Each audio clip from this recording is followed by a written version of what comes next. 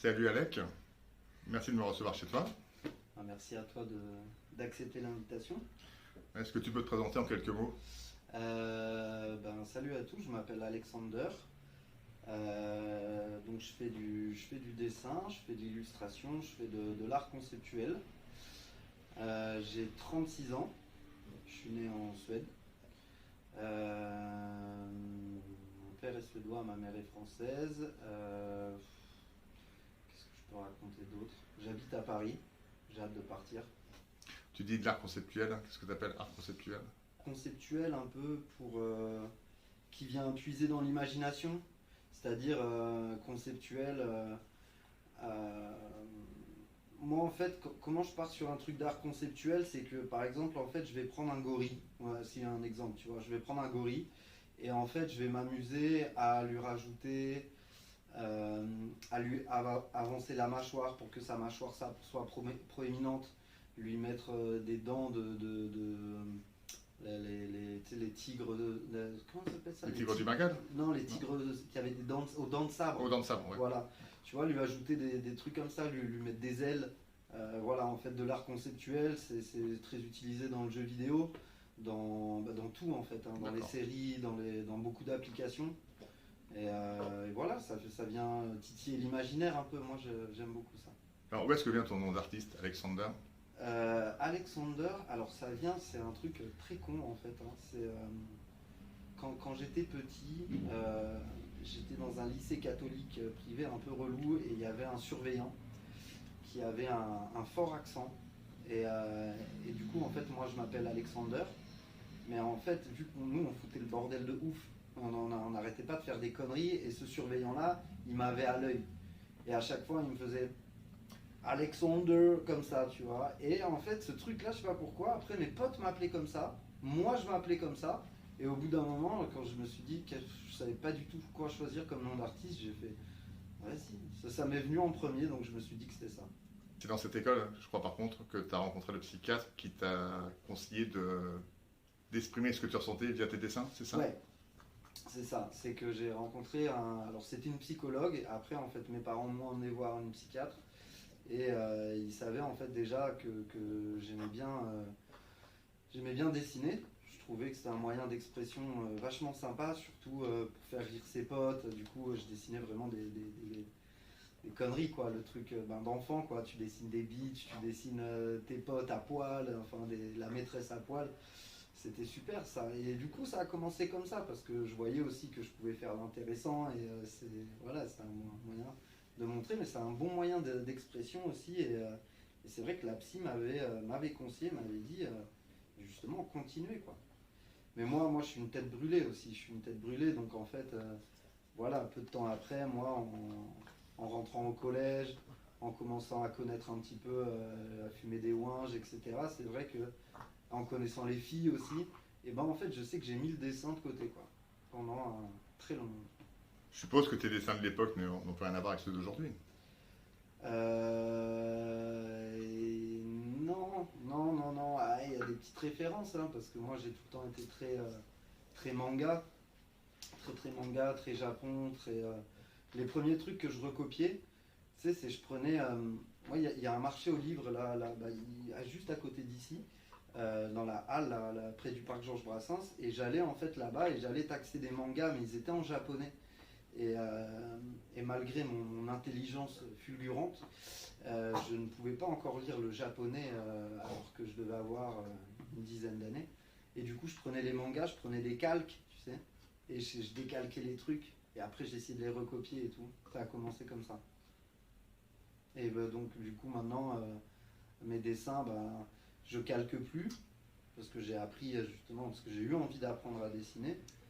Et je crois qu'à l'époque, c'était juste, j'étais attiré par ce côté-là le tracé, les courbes, la représentation des volumes. Je trouvais ça assez incroyable.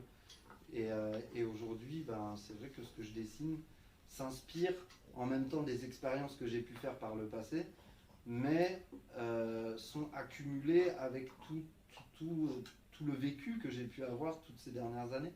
Donc principalement, c'est vrai que ce que je dessine aujourd'hui, c'est du fantastique, quoi. C'est du fantastique, c'est du fantôme, c'est des démons, c'est des enfants face à leur peur d'enfants.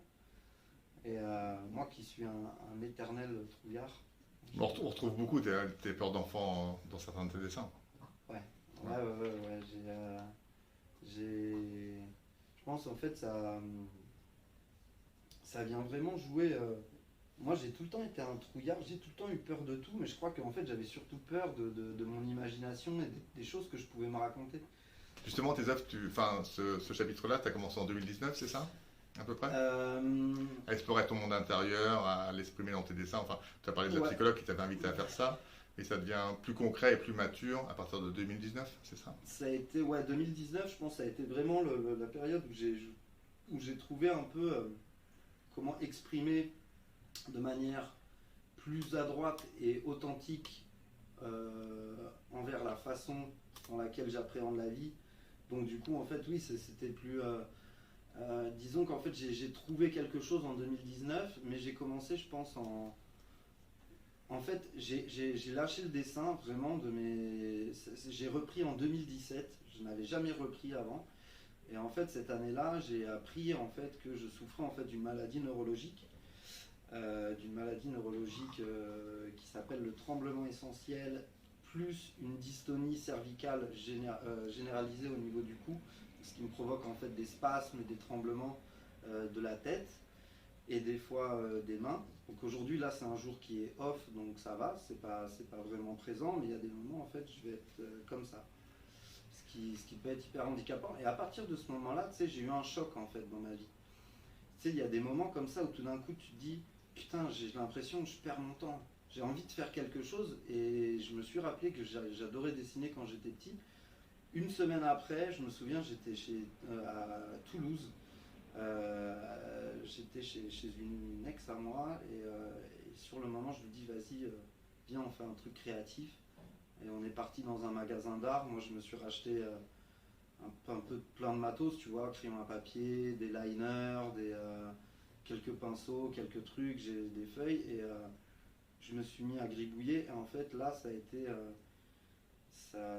été ce moment-là où vraiment j'ai su que j'y retournais quoi. Mais j'y retournais genre j'ouvre la porte, je la ferme derrière moi et je ferme ma clé quoi. Ou tu ouvres la porte et tu la refermes pas.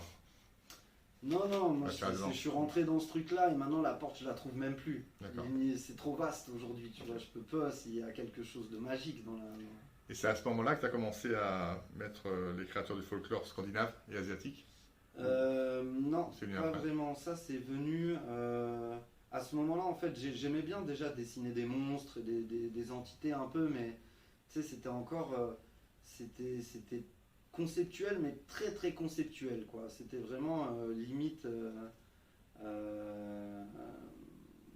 on comprenait pas trop quoi, tu vois, c'était juste des formes, des trucs, etc. Tu sais, je référence ça vachement à quand tu te lèves le matin, à quand t'as la tête dans le cul, tu sais, tout est embrumé encore, t'as pas une vision claire des choses. Et c'est comme ça que je le vois un peu mon voyage artistique, c'est que j'avais ce truc, je savais ce que je voulais dessiner, mais je savais pas comment le faire et du coup j'appréhendais et je commençais un peu à ouvrir les yeux sur mon truc et je pense que c'est arrivé en 2020. Et ça a été à ce moment-là où j'avais vécu une rupture amoureuse très très compliquée et où j'étais dans un état émotionnel proche du néant. Et à ce moment-là, je me souviens, j'ai fait le dessin, celui avec la grande bouche là, tu sais. Oui, ouais. Tu vois, et le tout petit personnage voilà, comme ça tenu entre deux ongles. Exactement. Ouais. Et à ce moment-là, quand j'ai fait ce dessin-là, j'ai fait ah ouais, il y a quelque chose là-dedans qui m'a fait du bien. Il y a un truc en fait, tu sais, genre, je l'ai rendu, je l'ai vomi sur le papier, hop, je l'ai mis, je l'ai posé, et il y a vraiment quelque chose qui s'est passé après de très spirituel, tu vois, de vraiment quelque chose, putain, ça y est, je l'ai posé, hop, tu vois, il est plus dans mon cœur en fait, ça y est, il est sur le côté là. Et ça m'a, voilà, j'ai trouvé ça très vrai, très authentique, et je me suis dit, ouais, j'ai envie de continuer là-dedans. En tout cas, pendant un temps. On verra après. Hein. Moi, je vois, aujourd'hui, je travaille 8, 10, des fois 12 heures par jour, jour après jour, sur du dessin, et en fait, je vois que je suis hyper ambitieux, j'ai tout le temps envie de m'améliorer. Et je suis passionné par le dessin et voilà en fait, toutes les croyances que j'avais quoi. Justement, tu dessines principalement avec quoi et sur quel support? Je dessine principalement sur... alors, ça dépend parce qu'en ce moment, je dessine sur du papier... en fait, la couleur, c'est comme du... En anglais, c'est du craft paper. C'est comme du papier qui ressemble à du papier d'enveloppe niveau couleur pour permettre d'ajouter du blanc et donner encore plus de volume au dessin. Mais sinon, tu me donnes un papier, tu me donnes une petite feuille canson. Après, je travaille beaucoup sur... ça, en fait, ça dépend de ce que j'utilise. Si j'utilise du crayon à papier, je vais travailler sur des surfaces sans grains. J'aime en fait quand c'est lisse. Le grain, ça va plus être pour justement tout ce qui peut être de temps en temps aquarelle, un peu de peinture, que je n'utilise pas forcément beaucoup, mais de temps à autre quand j'ai besoin de sortir un peu de mes trucs. Mais sinon, la plupart du temps, il faut que ce soit du papier lisse, quoi.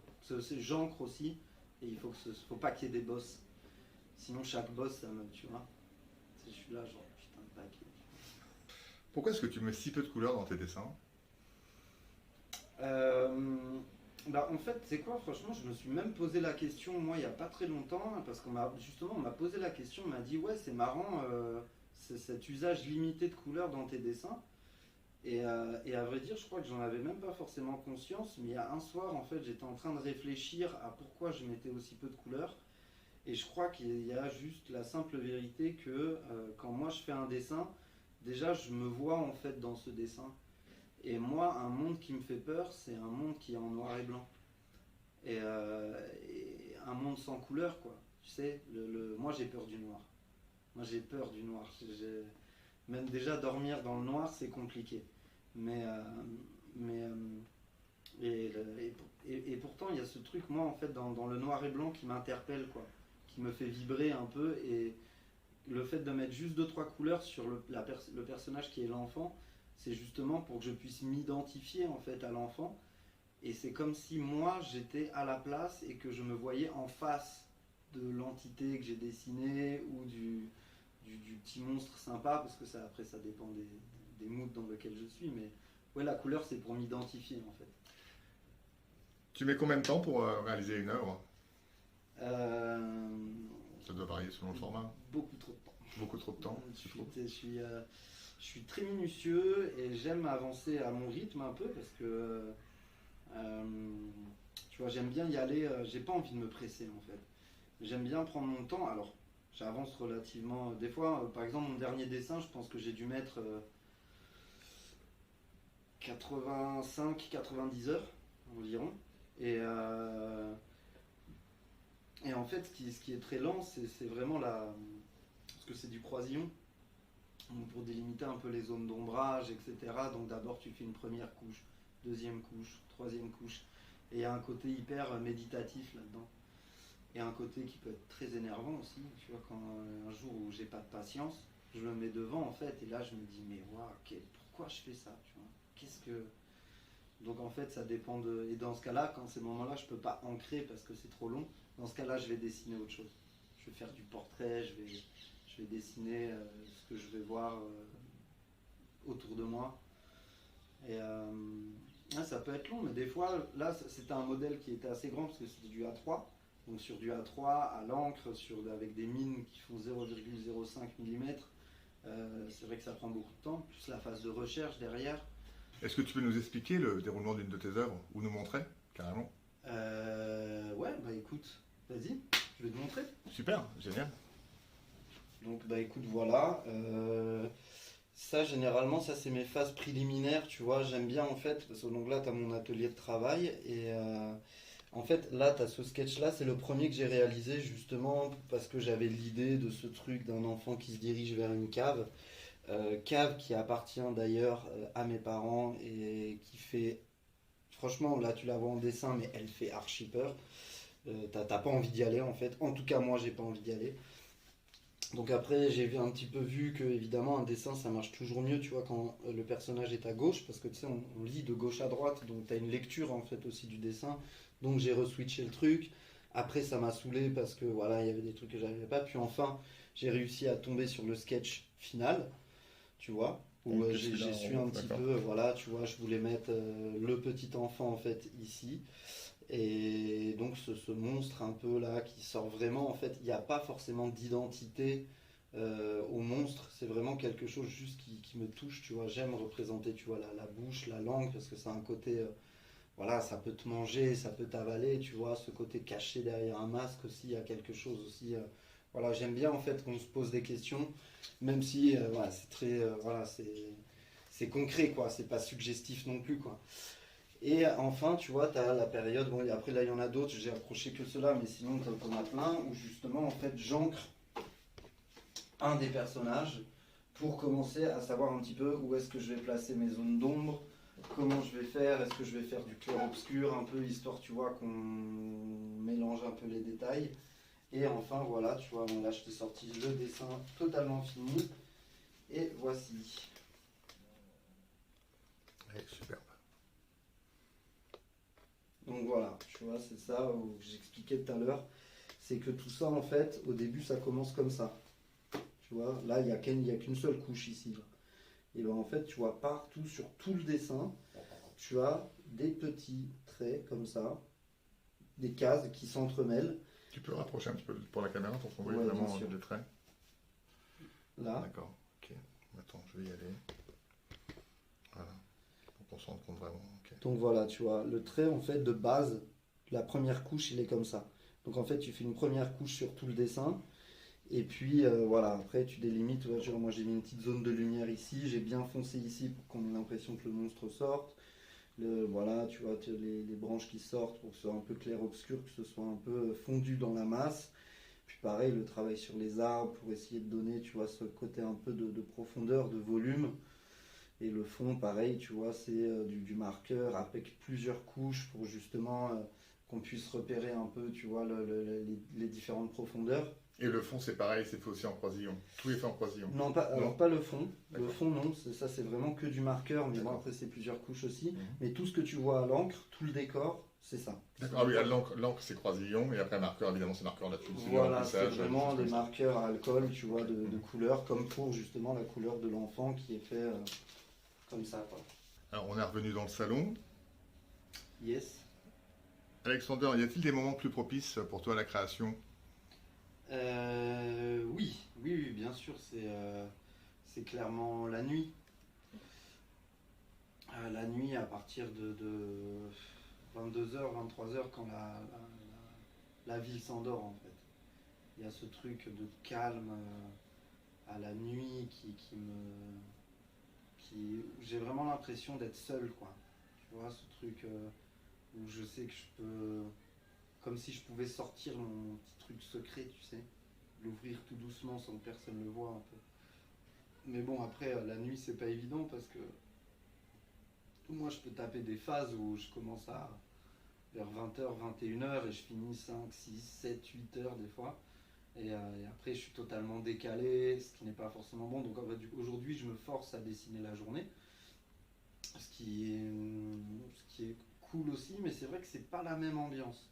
Moi, par exemple, hier soir, j'ai dessiné jusqu'à 5h du mat, chose que je fais pas trop parce que normalement il y a ma copine qui est là, mais bon, vu que là elle n'était pas là exceptionnellement, c'était voilà, hein, tu vois, le chat est parti, les souris dansent. Je pensais à ça. Voilà, donc en fait je suis allé dans mon petit atelier, je me suis mis petite musique, mes clopes, mes trucs, et je me suis enfermé, et puis ouais, ça fait du bien, mais c'est vrai que voilà, ça me déphase après, je me lève très tard. Mais bon, c'est vrai que si je peux dessiner la nuit, je le fais. Mais en ce moment, j'arrive quand même à pas mal dessiner la journée. Super. Bah, merci beaucoup de m'avoir reçu, Alec. Bah écoute, avec très grand plaisir. C'était très sympa. Merci à vous tous qui nous suivez sur les réseaux sociaux. Vous pouvez retrouver les œuvres d'Alexander sur le site arttree.fr, bien sûr. Il y a pas mal de ses œuvres. N'hésitez pas à liker, partager si ça vous a plu. Voilà, vous abonner aussi à la chaîne YouTube de Arttree. Et puis d'aller sur le site arttree.fr. Voilà, bah, merci beaucoup, Alec. Bah, merci à toi Ouais. et franchement suivez son conseil, j'avoue. Partagez, commentez, likez, ça nous fait des vues, ça fait voir des gens de l'art, ça évite que des gens aillent liker des trucs d'influenceurs à la con, qu'on fasse découvrir de jeunes artistes. En tout cas là je parle que pour moi parce que j'ai envie de me faire connaître aussi, mais en vrai voilà, ce qu'il fait c'est mortel, allez voir sur Artry, allez voir Alexander. Ce qui fait c'est mortel aussi.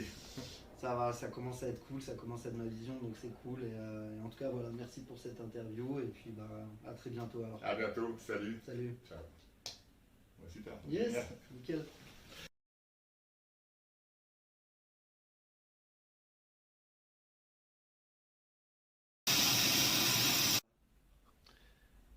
Alors, vous n'avez pas vu, mais j'avais Sheila à mes pieds tout le long de l'interview, qui m'a léché les pieds, c'était rigolo. Donc, on peut l'entendre certainement dans la vidéo. Et c'est quoi ça? Tu kiffes ton chien? Non, putain, je le kiffe, c'est mon bébé. Elle est tellement mimi, tu vois, elle a que 10 mois là. Mais c'est tellement un gros bébé, un gros bébé. Tu vois, on dirait un gnocchi. Tu vois? Un petit gnocchi comme ça là. Hein? Elle est tellement mimi. Donc, elle était là aussi. Et ouais, elle était là, elle a participé à l'interview, sauf que c'était la femme de l'ombre. Celle qui tire les ficelles en fait. Hein, Sheila? Ouais, elle a dit oui. Cool.